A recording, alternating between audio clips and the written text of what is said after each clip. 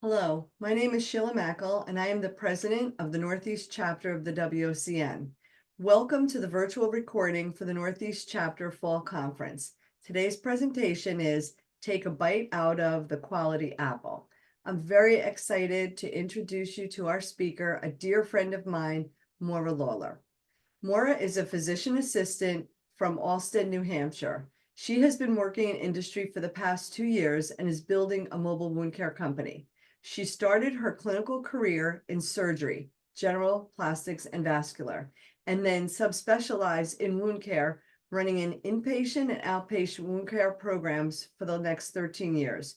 She has a master's degree in evaluative clinical science and worked 5 years as an analyst for Intermountain Healthcare in the Institute of Healthcare Delivery Research.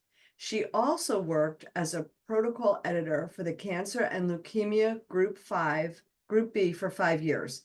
Her education involved master's from Dartmouth College in Hanover, New Hampshire, in French, modified with German, Italian, Spanish, and Irish, a post-baccalaureate pre-medical program in Columbia University in New York, non-degree graduate work in neurophysiology, neuroanatomy, physiology, comparative physiology, and biochemistry from Dartmouth College, Hanover, New Hampshire.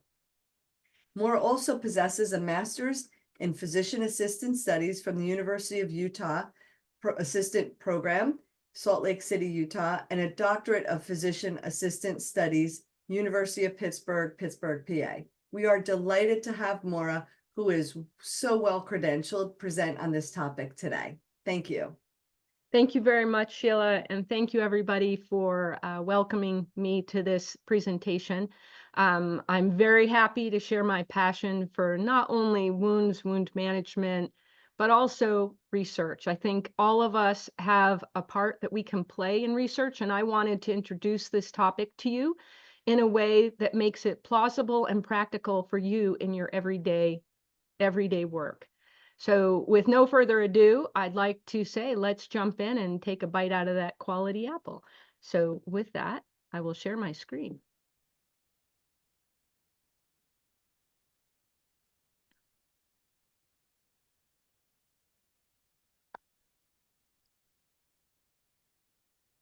Okay. Sheila, I'll confirm that you can see that all right? Yes, we are good. Okay, very good. Well, as I said, take a bite out of the quality apple. We all have had perhaps some awareness of quality improvement work in our practice, or at least around us. And what I want to do is put this in a simple and practical presentation so that we can make this real in our own practice and not just watch someone else stand up and present their poster. So to touch on this, I wanted to cover some objectives, understanding the whys of quality improvement. How do we identify a study topic? How do we figure out who's going to work with us? What do we do with data? And what do we do with analysis, and how do we tell our story? And then what do we do after that? So, I think in opening this up, the important thing is, why do we do quality improvement? We have to think very briefly about, why are we in clinical practice?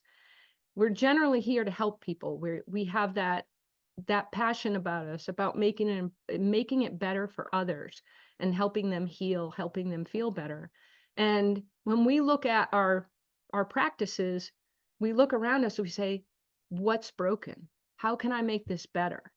And that's one of the most critical driving forces in quality improvement, is how can I make this better?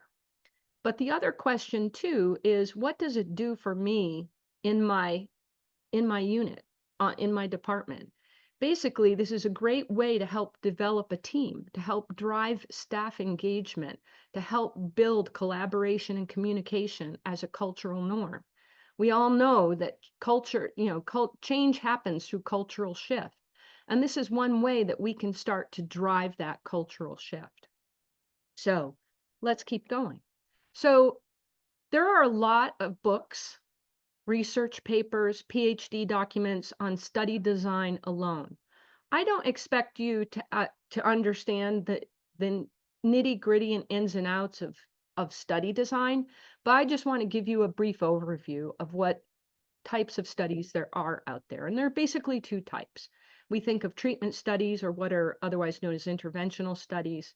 That'll include the famous randomized clinical trial, RCTs, which, we're familiar with, non-randomized controlled trials, adaptive trials.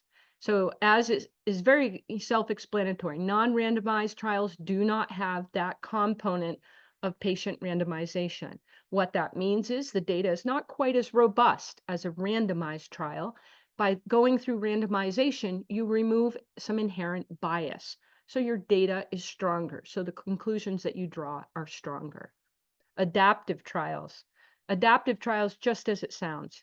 We're going along on a trial. We are starting to see some very critical trends that would infer we need to make a shift in our focus, and we adapt the trial to meet the new findings, and thus kind of we recenter and start the trial again from the next tier up.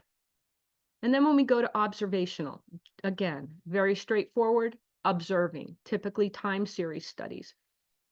These can be descriptive, these can be analytical. You guys have probably heard of cohort, case control, cross-sectional. We look at descriptive, a case report, an anecdotal study, case series, a series of case reports, and of course, population studies, which we often see in epidemiology. And these are all descriptive studies. So we're not actually intervening with a treatment or an action on a population, but instead we're collecting data, retrospective data, or we're following patients and collecting that data, but we're not actually acting on those patients. So as I said, there are books about this. I just want you to have a brief overview of what it is. And when we talk about study design, we talk about types of studies, then we talk about levels of evidence. I mentioned that the randomized clinical trial is a very robust data set. And so we look at levels of evidence, and this, table from Chung and Swanson, 1 through 5. But then if we keep on going, there are even more updated. This is from 2009. And the next slide will show you another version of the level of evidence table. But as you can see what kind of studies qualify as the best studies. And we talk about, the RCT, we talk about a systematic review or meta-analysis. And these are a systematic review may be a culmination or a grouping of randomized clinical trials on the same topic that they assess together.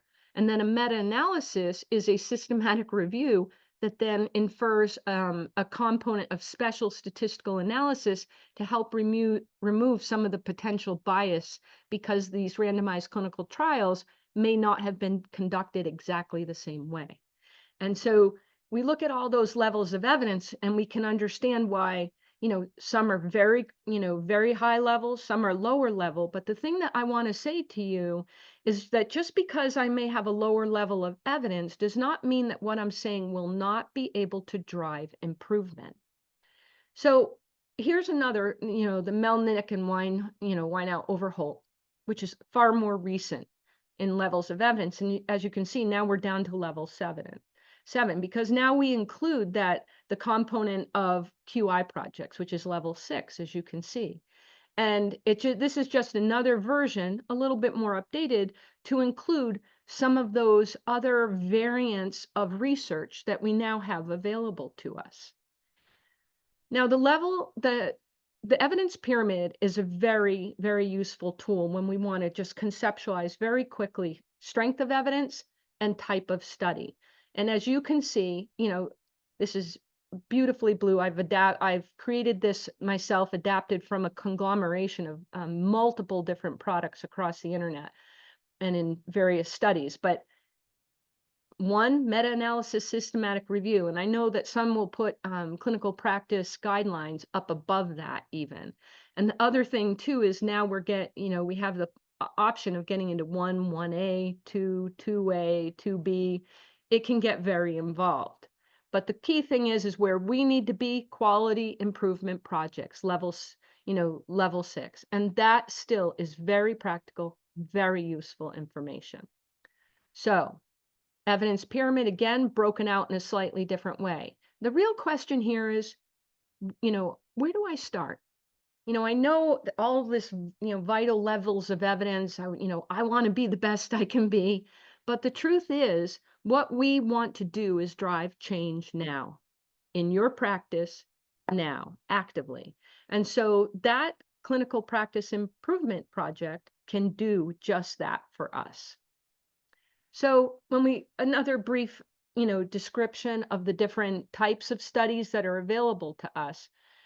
Again, meta-analysis, experimental or interventional, or a treatment study, observational studies, case series, case reports, and then the research study. The thing that I want to bring your attention to on this slide is the quasi-experimental study. That's where we fall. So a non-randomized study often will be described potentially as a quasi-experimental study. And our QIP falls right there. And so there's no randomization involved. It involves a pre and post intervention assessment. And that's where we want to focus right now. So let's talk a little bit very briefly about quality improvement. So what is quality improvement? We're looking at a way to identify defects or errors in a system, but we want to do it in a methodical way, in a way that is repetitive, meaning we could recreate it, and that we can use this data to help drive change and thus improve care. So we know that quality improvement studies have a framework. They have a very distinct intervention with measurable data, and we're looking at something that we look at the data before we enact our intervention, and then we're going to look at the data after. We will then draw some conclusions. We'll implement change based on those conclusions, and then we'll start again, and we'll continue to tweak that process. It's all about the fine tuning. And so the key thing is we have to have the right people to do that with. We have to have a topic that is that is measurable, that is actionable, and we have to jump in and take a bite. Now, the pioneers of quality improvement, when we think of quality theory as a start, was applied to business. So Walter Shohart was at Bell Telephone, and he created the concept of the statistical process control to drive quality and to drive a reduced error rate. We talk about Edward Stemming. He was absolutely he has a series of books on quality improvement. He worked not exclusively, but for a long time with the car companies in Japan after World War II, kind of rebuilding their car industry. And look what we've got now, with Subaru, Toyota, et cetera. They really set the stage for high efficiency production. And then we have, of course, Joseph Juran, again, post-war Japan, focused on the quality trilogy. And all of them had the same concepts in mind in driving quality by reducing error rate, by reducing waste. So that then gets translated into healthcare, and we think of Donabedian, Berwick, and Batalden. These are just to name a very few of the key drivers at the outset of quality theory in medicine. And there are many people I feel I've done many people a disservice by not making a list a mile long, but that's how we got where we are. So CPI, this is where we are going to focus. So the model for improvement, we think of continuous process improvement, and I like to say continuous practice improvement. This is how we study something in a very short time frame. We take that information, we apply it, and then we keep on improving and tweaking. Now, the Plan, Do, Study, Act, which many of you that cycle, which probably a lot of you are familiar with, it's a very manageable, very doable thing. And we can think of this from the mindset of, everything has a process. I think it's Paul Batalden who talked about microsystems. And well, I know he did because I was in the course. But when we look at microsystems, if we look at any process, we can break it down to a series of smaller components. And then we can study each of those components, constantly tweaking and improving those to make a better whole and increase efficiencies. So we know of CLABSI, We know of CAUTI. We know that there are processes in place in institutions to help reduce our, infection rates, whether it be for catheters, whether it be for surgical site infections, whether it be happy rates. There are these processes that we've put in place to help reduce that. But instead, in addition to that, we have to keep on refining. We have to keep on tweaking. And so we look at Six Sigma, lean, model for improvement. Again, these are the background for quality improvement in medicine. So how do I create a structure for my project? Where do I start? I have this idea every time I drive home from work at night. I'm kind of contemplating, God, this could be better. I could tweak this. What could we do? How can we fix it? And so you get to that point and then you say, okay, I have some ideas, and you may have more than one. And you say, okay, who should I talk to? And you think, oh, I should involve Frederique because I like her. She's fun to work with. She makes me laugh and she makes great cupcakes. What am I trying to accomplish? What do I really want to do? I want to drive improvement, but what kind of improvement do I want to drive? Am I going to affect education for staff? Am I going to make a change on process for how we, apply a Band-Aid? What am I going to do? And how will I know that that change is an improvement? This is a critical question. You can have all the best ideas in the world, but if you cannot measure a change, then it's not going to do you much good. So, and then the other thing is, what kind of change can we make that will result in improvement? Because if I just decide that I'm going to paint the walls in the break room, that may not have that much impact actually on driving the improvement. I need to know that there is a relationship between what I'm measuring and what I'm trying to fix.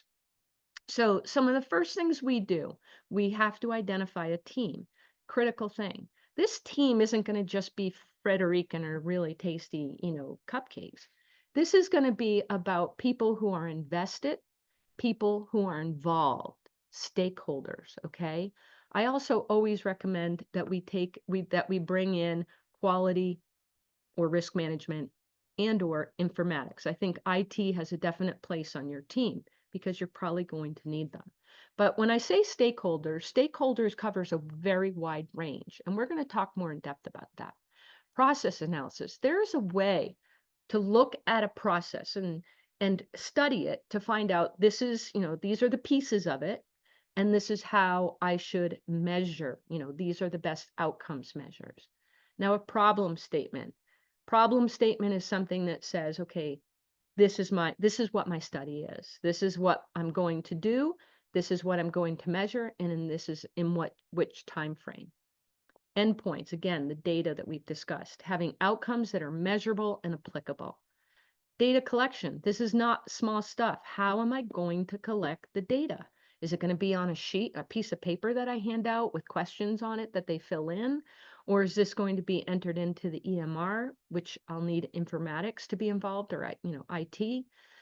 But also, how am I going to protect that data? If this has patient information, how do I protect this data? I'm not going to just be sending it over the internet to my buddy. This has to be protected. We want to have a repository. We want to know it is safe and not accessible to random people. Analysis, we think of, we all love statistics. Come on, everyone loves statistics. Okay, maybe not, but what I would recommend you do is, with partnering with quality and risk management, they often have access to many of the tools that can make data analysis a much easier undertaking. And then, of course, a report. How do I tell the story? How do I present this information and celebrate the work that we've done as a team? So this is one of the first of my progress slides. So we've talked about some of the basic framework of our quality improvement project. We have a concept of all these fancy potential designs, but we know we're doing a quality improvement project. And so I've given 3 possible scenarios: outpatient, OR PACU, it could read acute, and home care. And the question is okay, where do I start? I've got a bunch of ideas, as I said. I've been driving around thinking about it. Who's going to help me? How are we going to really come to a selection of a topic? How do I know what data to collect? What do I do with the data? And how do I know that it's going to make a difference and that difference is actually going to last? So I talked about the team. I talked about stakeholders. And these are the people who are the most invested because they have the most to lose or the most to gain. So each one of us, if we think of the charge nurse, for example, they have answerables. They have to report on things that are expected of them. And when we think of that for our process evaluation, we want to think about the people who are invested in that process. So if it's placing an IV, who places the IV in your unit? Is it the phlebotomy team? Is it, the floor staff? Who's doing it? Those are the people that are going to be invested.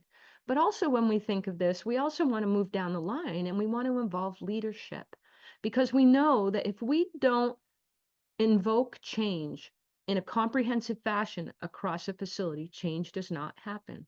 Culture must be shifted across all levels. And there has to be accountability. There has to be an expectation for reporting. And that comes from leadership. So we'd like to involve leadership on some level on our team. They may not be the team leader. They may not manage all the data, but they will have a voice and be a member of that team. And then, of course, the resources that I've referred to previously, quality risk management, informatics, IT, those are very vital players. And some of the other stakeholders that might be players in this may be a representative from infectious disease because it's an infection-based study. Or maybe it will be the circulating nurse in the OR. There are going to be different players that may feed into your team that will add because of their experience and their accountability. So now progress. We've talked about the team, and now in each of our scenarios, we have our team defined. And so you can see the leader, who's going to be the leader. It may not be you. It may be someone else. It may be Freddie with the cupcakes. But the bottom line is there will be a team leader who's more of a designator, a driver. So you're going to pick someone who can really drive things. Who's best suited to that? You might have an outpatient scenario, the wound center director, the medical director, the practice manager, depending on what the exact nature of your question might be. But these people are likely to be good people to be involved. Again, not everyone is going to have a huge role, but we want people who would be invested. Informatics, quality, and then of course the pertinent and the interested. Those are the people who are inspired to participate, they want to engage. Invite them to the team.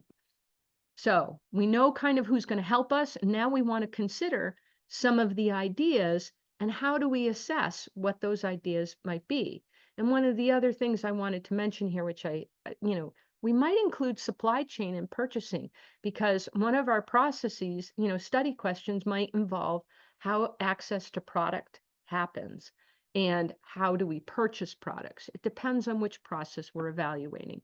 You may add team members along the way if you find you have an absence, there's a hole in the team. We need to fill it with someone who has this experience. And so keep that in mind. It may be a slightly labile group. Now, study development, the topic. How do I pick a topic? Okay, I have a bunch of ideas. How do I pick it? And there's the model for improvement from IHI, which I think is a really good one, has these 3 critical questions that I really think help you drive this discussion. Is what are we trying to do? Okay, yeah, we're trying to make life better. We're trying to improve the world. But what are we really trying to do? Well, we want to reduce our infection rate for surgical site infections. So that's what we are trying to do. And, we're trying to do it within a certain amount of time, okay? How do we know that that change is going to be an improvement? Again, that comes back to data, which we'll talk about. And what changes can we make that will actually make an improvement? So it has to be something that when we make that change, it will actually have an impact on the process because there may be multiple steps in a process, but maybe one is the real change driver. So key points here. There are different tools that we can use to help us evaluate a topic, okay? And these tools, we think of gap analysis or, process control analysis. So flow charts, I'm sure some of you have had something to do with flow charts. Pareto charts, or an 80, which has to do with 80-20 rule. Ishikawa or fishbone, which is also called cause and effects diagrams, and drivers diagrams. So we have to, think about, okay, I have some ideas. I have, kind of a hypothesis. I'm going to analyze my, process, do a gap analysis. I'm going to define my get measurables. I'm going to look at my goals. How much change is real considered change? What do I want to measure? Study duration, I have to have that time frame. And then, of course, data analysis and reporting. So process analysis tools, how to identify the problem. So I've got a couple ideas. And the truth is, you may start with that one idea and find that when you flow it out, really isn't that compelling. It looks like it's going to be hard to measure. It's going to be hard to coordinate. Now may not be the time for that project. So I want you to go back and say, and talk with your team and say, hey, let's think about this problem, maybe another problem, and then you're going to flow those out. So you're going to do a flow chart, okay? That flow chart is going to break down each step in the process. We also may be doing a cause and effect diagram in Ishikawa, and that will help us even identify each step more individually, and it'll help us drive where those outcome measures are.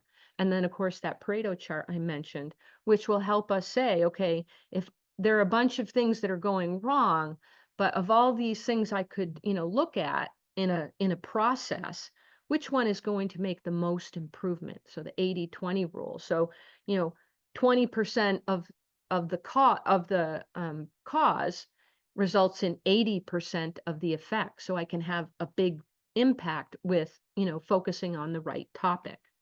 So the flow chart, I'm sure you guys have seen this. I took this one from the internet. And so it's taught, this one is, I think, is talking about, access, patient access, booking an appointment. This is about scheduling, how do we get people through the process? So it may not be about actually acting on a patient. It may be about scheduling a patient. It may be a very internalized process improvement project. And so the whole thing is we want to understand how this process flows, because it helps us to identify where the breakdown might be. So we think of the Pareto chart, okay? I talked about that 80-20 rule, the Pareto principle. So the vital few, and the trivial many. So what basically the purpose of this is to say, if I focus on misdosing, for example, or, wrong administration time or wrong drug, I'm actually going to affect the majority of my problems. I'm going to make the greatest impact if I focus on that problem. So if you're having trouble deciding which problem of medication error that which aspect of medication error that I want to focus on, the Pareto may help you define which is the right one to use. Now let's take a step back again. Let's check in progress. So we already have our teams, okay? We now have a topic because we've met with our teams, we've discussed topics, we've done some of our process analysis, and we've picked a topic, okay? And as you can see, there's a goal, and there's a time frame, and there's measurables. So you're collecting the ideas from the team, you're using your process analysis tools, and then you're going to keep on rolling from there. And always remember, the first topic may not be the right topic. So when we get that topic defined, we want to have an aim statement, a problem statement, which we talked about earlier, and a goal statement. And that goal statement involves what percentage change, what type of change, and how do we measure that? So these are very critical once you get to that point. Again, process analysis. So we've talked about measurables. How do I define that data? The Ishikawa, or cause and effect diagram, or fishbone, is a really, really useful tool. This one is particularly overwhelmingly busy, a little bit horrifically, but bear with me. Because what this does is, we've allowed ourselves to do the flow chart. We are now digging in deeper to each little step. And we're looking at it. You can see the people, method, equipment, These are, as they call it, primary causal categories. And what that means is these are the large ribs of the fish. Okay. These are the key steps, the key players. And so one of the key players in medication error might be people. Okay. Maybe people mistakes. Another might be method. Maybe there's some kind of method where, it's allowing for a missed medication all the time. Maybe it's the equipment. Maybe there's a reminder tool that was supposed to pop up in the EMR that's not working. So what we're doing is we're breaking down and we're looking at every possible piece of that flow diagram. And now we're breaking it down even further to see where are the real kind of errors, where are the causes that we could possibly act on. It's a very, very useful tool. This is the drive, the kind of drill down. And it's, you keep on asking why, why? What, why this, why that? And you keep on drilling down. Now, progress again. So we now have our teams, we have our topic, and we've now, by doing the fishbone diagram, we were able to identify key points at which there were breakdown. And we looked at these points of breakdown and we said, okay, these are the key points of breakdown. Are they measurable? And that is the question. If they are not measurable, walk away. Okay. It has to be measurable. And so you say number of patients in 6 months, number of patients with first dressing change place. Then this is, of course, pertinent to that outpatient question that is up here. And so these are easily measurable things. Did these people have their first, at-home dressing product available when they went to do their dressing change? Yes or no? And we may collect data for over a 6-month time frame, and we know how many patients that was.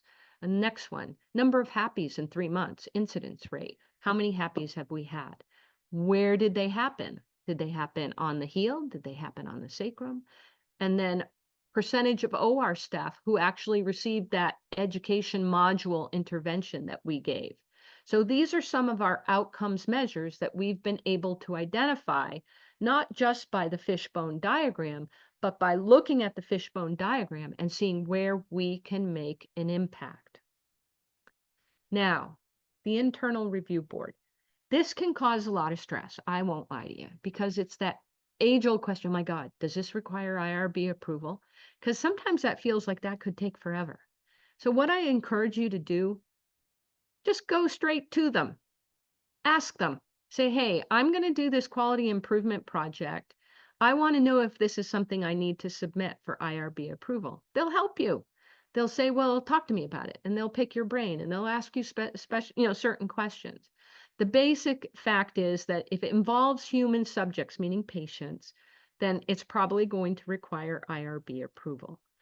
Now, if it's, say, for example, an education module, I want to give all my staff an education on how to apply this dressing properly and when to use it. So that's an intervention. It's an interventional education on your staff. Does that require IRB approval? Probably not. But don't question it. Just go straight to them and say, hey, this is what I'm thinking of doing. Do I need IRB approval? And they'll help walk you through that process. So this is our favorite one, data. Everyone loves data. There are books written on data. There are doctoral projects and dissertations written about data. We are not going to do that, okay? What I want to know about your data is it measurable? Is it realistic? So when you think about data, I want you to think about what are the key pieces of information that tell me a story about this process. So how many patients are affected? How many patients were at high risk? How many patients were at low risk? These help give me a picture of the scenario and the setting, and then how many patients got better, or how many nurses scored higher in their base knowledge of wound care after I gave them the education module. What was my impact? So when we think of data, what I want you to focus on is how can I describe the process? How will my data describe the results? That may sound a little bit confounded, but let's talk a little bit about types of data. So qualitative, observation, okay? Red hair, black hair, silver hair, boy, girl, male, female, nurse, doctor, NP, satisfaction score on the Likert scale, very satisfied, satisfied, neutral, dissatisfied, very dissatisfied. So these are qualitative measures, okay? And in qualitative data, we can have ordinal and categorical. I don't usually refer to it as nominal. I always refer to it as categorical because for my brain, that seems to work well, but group data and ordered data. So we think of an order has meaning, low, medium, high. Low is different from medium and high. There's a, a stratification that has, power, if you will. Categorical. So we're grouping based on these people are sick, these people are not. These people are type A blood, these people are type O blood. But whether they're O or A, it doesn't make one stronger or weaker than another. And that is considered categorical. We categorize, but it's not with a sense of hierarchy. Now, when we talk about quantitative data, these are the measurables like your weight, the temperature, okay, the number of patients. So the key thing about this is we can break this down further into continuous and discrete. So the key thing to remember about discrete, and this is the best way to handle it, is it can't be broken down any further. So, for example, there are 5 patients in the OR right now, not 4.5. There are 5. There's no way to break a person down into a half a piece of data or a less than a 1. Okay, continuous data, this can be broken down into smaller increments. So 136 pounds can be broken into increments of 2. It could be broken up into increments of, 4. As you see, we can break it up into smaller quantities. And so that's in a nutshell the types of data that we have. And so this reference, again, taken off the web, and I just think it's useful because we get very confused about data. I don't want you to get confused about data. I want you to focus on what is my data. What is the data that I can measure that is going to tell a story? And so here's just another way to look at how we can, what types of data there are. And you will need to know, yes, is my data qualitative? Is it quantitative? Because that may define how we analyze it and how we present it later. So the other thing, these are some study hints. Your data collection tool. Please do not submit a 20-page document and say to everyone, say, hey, fill out this data collection tool. You will get nowhere. Your data collection tool has to be simple and practical. It has to be efficient, has to be able, ideally it's something that IT can work into the EMR to capture that data easily, and then you can run a report. But the fact is, even if it's a one-sheeter with 5 questions on it, keep in mind that you will get more buy-in and participation from your, data entry people and your collectors if you make it a reasonable practice and a reasonable ask. So really think through that data collection tool, make sure it works, make sure it's asking the questions you need answered, and make sure it's answerable. So quality informatics, okay, these are your quality and risk people and your, IT informatics team.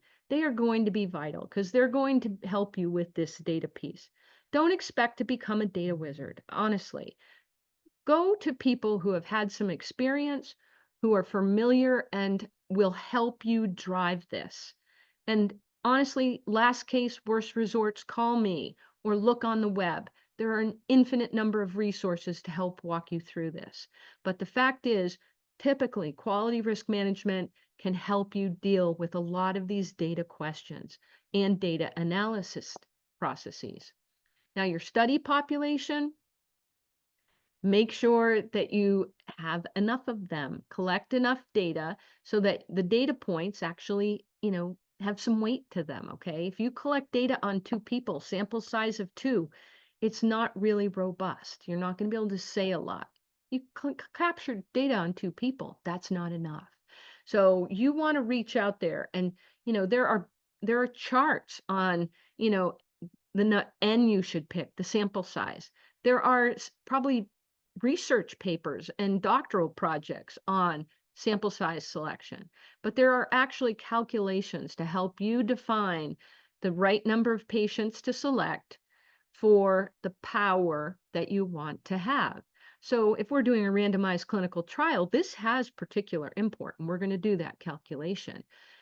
But where I'm doing a QIP, I don't need to have 100 patients. I don't need probably to do this sample size collection. I just know that more is better. And if I aim for around, 20 to 30 or more, I'm going to have more robust data and I can do more with it or say more about it. And then train the team. Once you've got your data collection tool, once you have defined how many patients you want to collect and you have a time frame, train your team. So they may not be on your team, on the project team, but they may be staff, floor staff who are going to add information.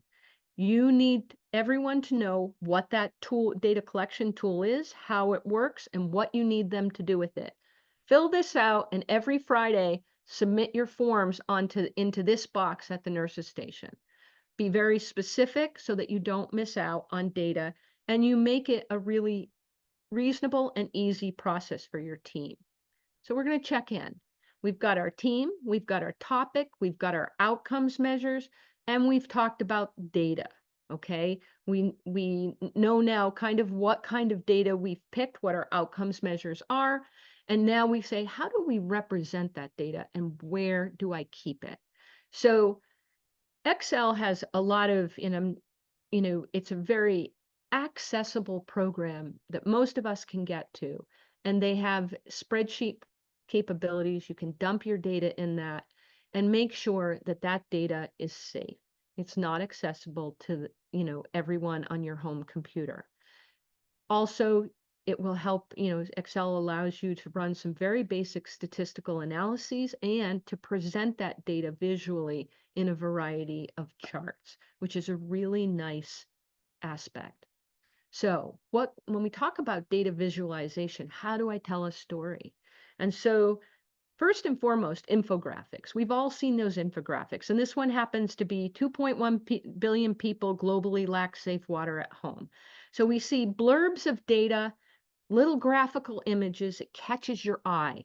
That's what infographics about. And oftentimes when we go to our own personal healthcare portal for our primary care, we may see a dashboard. It may say our weight, it may say our blood pressure, it may say recent lab results or what have you. It may have a date, a visit summary. It's a dashboard of information, some of which will be represented visually, and there may be infographics available. And then we look at other ways do we tell our data story from our study? We look at charts and graphs, okay? You guys have seen bar graphs, you've seen, run charts and statistical process control charts. Process flow, we already talked about, flow charts and, diagram charts and different ways to represent a process.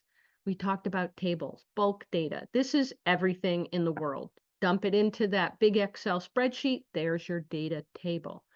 And some of that may be information you do present, but that's not an easy way to understand, affect, and draw conclusions. You want to use some of these graphic representations to help.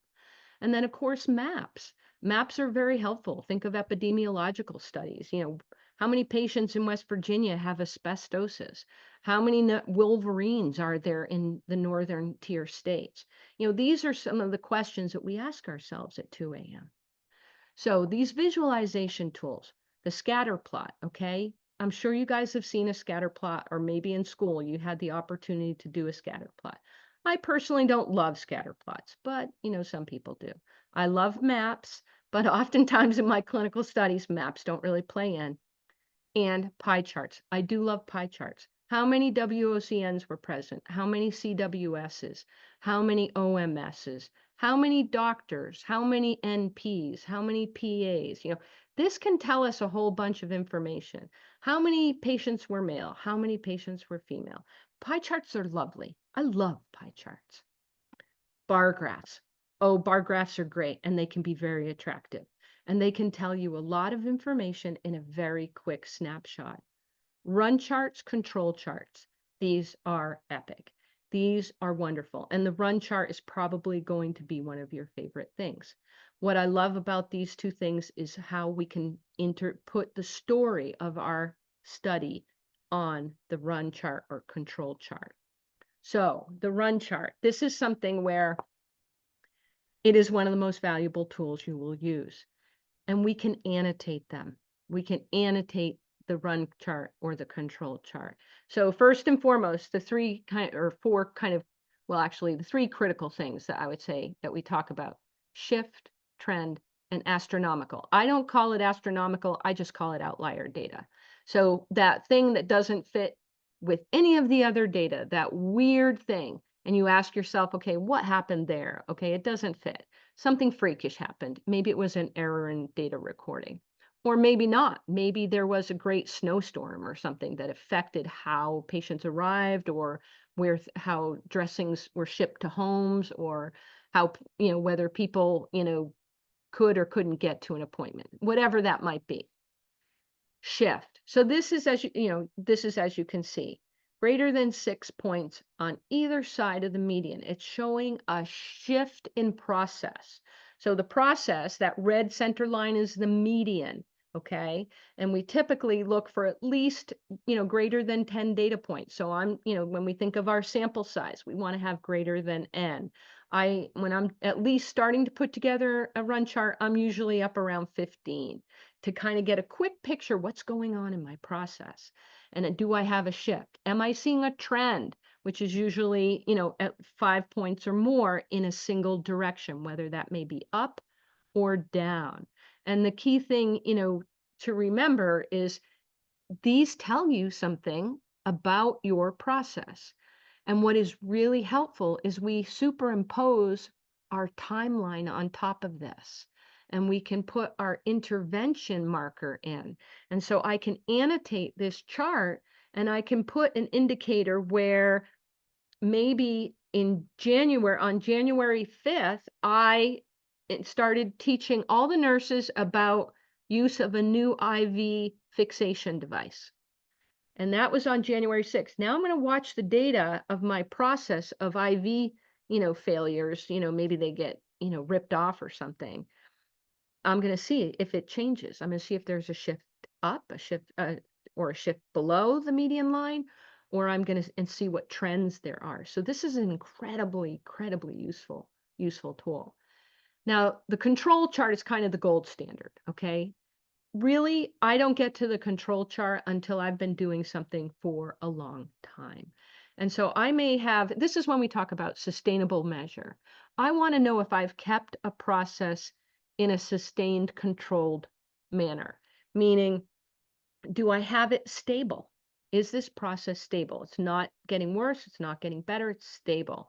That upper control limit and lower control limit create the definition of what that stable process is. It defines the interval of stable. And so I can track my data points, and maybe I see a trend of data above, my mean, because when we're talking control chart, we're not using a median, we're using a mean, and we have more data points, okay, at least 15. And so I'm now tracking to see, do I see a trend or a shift above the mean? And what does this mean about my process? Okay, maybe it's even getting better, hopefully. Okay, now process analysis tools. Okay, this is how, how do I know what my data, how do I represent it? How do I represent different types of data? What's the best tool, visualization tool, to represent it? So categorical data, bar graphs, pie charts, maps. Love it. Those are some of my favorite things. Ordinal data, nominal data, again, we're looking at bar graphs and pie charts. And what I really want you to focus on here is we're talking about basically bar graphs and pie charts. We all know everything can be represented in a spreadsheet, in a table. But these are just two examples that you could use for a variety of types of data. And likewise for quantitative data. Okay, now I'm getting into those, measurables, weight, age, number of patients. And so here again, bar graphs, histograms, line graphs, which include the run charts and control charts, scatter plots, which show relationships, and maps. Okay, so we talk about discrete data. Okay, we're talking about again, bar graphs, and we talk about continuous data, histograms, line graphs, and bar graphs. So this will just give you a reference, and I hope you can refer back to this, but what tool do I use, tool do I use to represent this type of data? Now let's check in, okay? So we have our team, we have our study design or type question, we have our endpoints, our outcomes measures, and we've used all of these tools, we've collected our data, and we've represented it on our run charts and possibly control charts, bar graphs, pie diagrams. But then how do we keep this going? And that's about culture. Change is culture bound. We have to communicate, we have to collaborate, but most of all, we have to continue to improve. We have to invest in this. It's like a diet, okay? If you take a medicine to lose weight, it doesn't necessarily mean it will last once you stop taking the medicine. You have to have a internal shift. You have to change your diet. You have to change your lifestyle. It's about a cultural change, a personal cultural change to make it sustainable. And that's where we are now. So when we think, I want to summarize very briefly. All of this starts with an idea and it builds with a team. Okay? You're going to analyze that process. You're going to create that framework and define the different pieces of the puzzle. You're going to collect that data. You're going to understand it, analyze it, and represent it, tell the story. And then you need to make it last. So take a bite, jump in, don't hesitate, because this is very real. This is very doable. Whether it's studying a process of how patients get triaged to a referral clinic, or whether it's how a new and different type of IV catheter fixation functions to prevent catheters from coming out, IV catheters from coming out, whatever it might be, please jump in because it is fun and it is engaging. And we are in this because we believe in making a difference. We believe in improving. So don't hesitate to call me. Don't hesitate to ask. And I want to thank you very much for your time. Moira, wow, that was amazing. It really brought structure to where you start on a research project, right? It's so overwhelming. We're all, at work thinking this process doesn't really seem so good, but where do I even start? And I think that was really, it went from basic to really involved. So I think that was helpful. I have a couple questions, so I hope you'll be able to answer them for me. So when I think of all the things that are out there and all the processes that I see that are happening, how do I know it's the right topic? How do I know, like, this is really what I should be looking at further? Is there any So key indicators? yeah, so that is where, and that happens a lot. Okay. I can't tell you how many times, I've started on a project and thought, this isn't going to really work. And, you actually start down the road and you have to step back. And I think one of the tools that, I have tried to commit more to is that Pareto chart, because where's the biggest bang for my buck? It's that 80-20 principle. And if you're questioning, is this the right topic? Is this going to make the best impact? Once you've done your flow chart and you've, really looked at the different process steps and you look at the potential failure points and you list those failure points on that Pareto chart and you say which one of these or which ones, might contribute to the greatest effect are going to make the biggest difference. That, I think, the Pareto is a really useful way to help you to direct and focus your attention. That's really helpful. Okay. And what I was also thinking was, how do I pick the data I want to collect, right? When I'm looking at the problem, it's sometimes overwhelming and I'm like, what should I really focus on for the data? How do I know which data I'm going to pick that's going to make a difference? Absolutely. Again, here's another tool. Grab that fishbone, okay? Grab that fishbone, take your flow chart, take the steps, break down where the different steps are, your primary causes of the ribs of the fish, and break down each one of those ribs into sub pieces to really define that process. And then you're going to see it's going to feed to you Mm, where, what exactly the measures are. The medication is not given. The EMR doesn't have the entry screen. It's broken or something. You're going to start to see these things pop up. You'll circle them, okay? And you'll circle these, you know, error points. And then once you've circled those error points, you're going to look at each one and you're going to say, okay, which one of these can I capture data on? Which one of these is measurable? And that's going to help you pick your outcomes topic or your data points. yeah. Yeah, that makes a lot of sense. Once I get to that point, how do I know if I would want to use like a run chart or a control chart? So you are going to initially use a run chart. Okay. It's going to depend on the number of data points. Remember that the run chart uses fewer data points. I think it's greater than 10. And the control chart usually requires greater than 15. But the control chart is where we impose those control limits. So that's when we're looking at a process and we're looking to determine, is it stable? So I've had these interventions, maybe I've had 4 interventions over a period because I've been running a series of PDSA cycles. And I've had these interventions over time, and over X number of months, I've seen, this process has stayed within my control limits consistently. So I know my process is stable.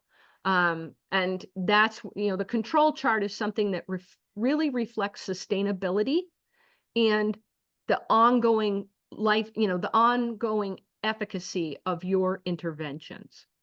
So I hope that makes sense. The Yeah, run chart is going to be your go-to every day. You're going to show a lot of run charts.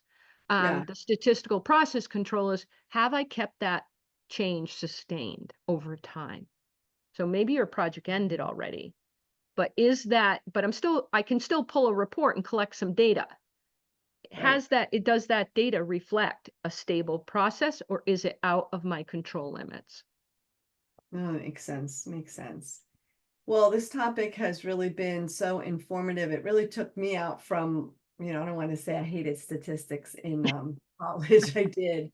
Um, and when we talk about QIPs and we throw that around a lot, now it's like, oh, okay, we can really make an impact and change, processes that we see, and make it an improvement. And it can be sometimes something simple that we improve and it makes a big improvement for a patient. So I'm so happy that you provided us with the structure for that.